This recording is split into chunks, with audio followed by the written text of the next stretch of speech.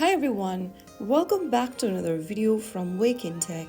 Today in this video, I'm going to show you how to turn on dark mode in Roblox so you can enjoy a smooth gaming experience with reduced eye strain, especially at night. First of all, launch the Roblox app open on your device and log into your account. From the home page, click on the three dot or the more menu at the bottom right and click on Settings. Under Settings, go ahead and tap on Account Info. Once you open up Account Info section, scroll down and look for a theme option and tap on the drop-down. Now select Dark.